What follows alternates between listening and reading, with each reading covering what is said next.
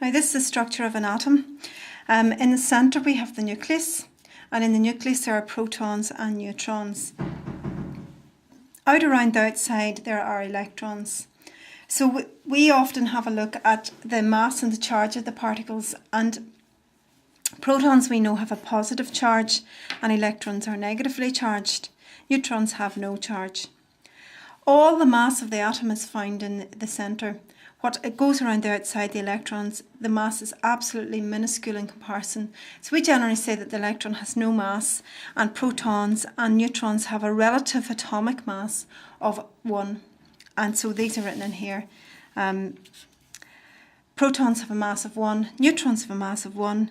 Electrons, I wrote in naught, but in actual fact it's 1/1840 of the mass of an atom, of a proton or a neutron. So it's absolutely tiny. The notation of an atom then, if you looked at a periodic table, and I'm sure you know this from chemistry, this is the name of the atom.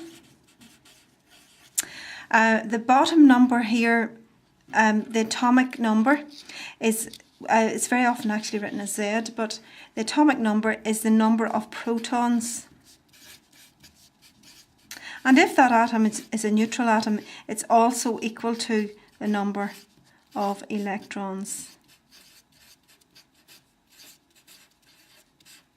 But in terms of what we say about the atom itself, we say this is a number of protons. So I'll just slide that down so that's all you can see.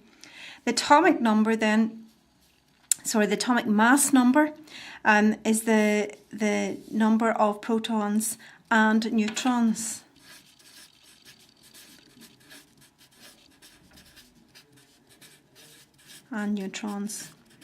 So this is the mass, atomic mass number, and this is the atomic number. So mass number is the number of protons and neutrons. It doesn't count electrons because electrons are so tiny and have such little mass. And so here we see 3 different atoms, and we're just going to name them and say how many protons, neutrons and electrons they have. Now, the number at the bottom, if you remember, is the atomic number, and it gives you the number of protons. So this is, first one, C, is carbon. So the number of protons is going to be 6. And remember we said if the atom was neutral, the number of electrons is also equal to, the number of electrons is also equal to 6.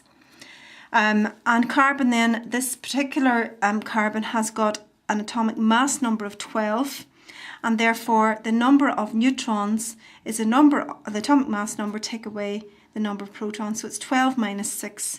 So the number of neutrons is 12 minus 6, which is also 6. The next one, AS, is arsenic. So the number of protons is 33. The number of electrons is also 33 if it's neutral. And then the number of neutrons is 75, take away 33, which gives you an answer of 42. The last one here is I. I stands for iodine. The number of protons is 53. The number of electrons is the same, provided it's neutral. And then the number of neutrons is equal to 127, take away 53.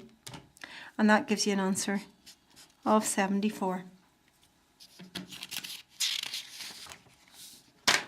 Alright, now then we come to something called isotopes. And isotopes are atoms of the same element. So they're atoms of the same element, but there's a difference between them.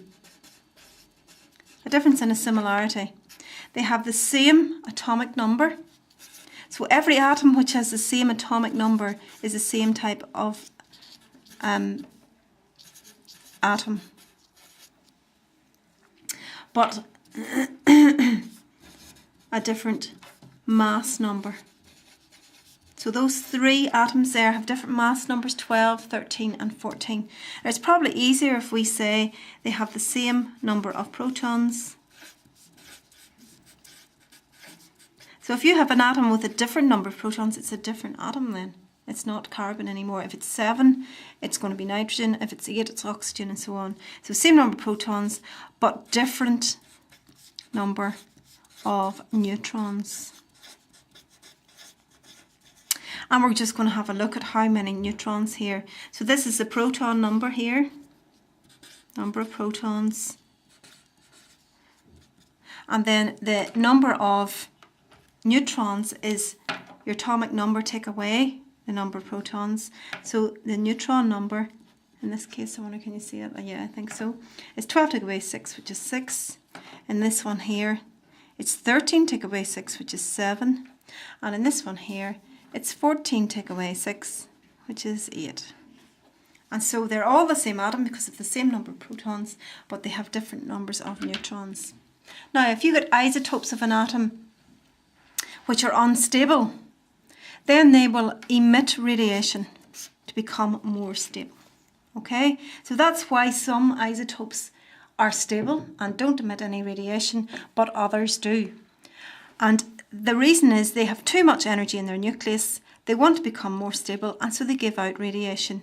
And they are called coming from radioactivity, isotopes. And that's what they're called.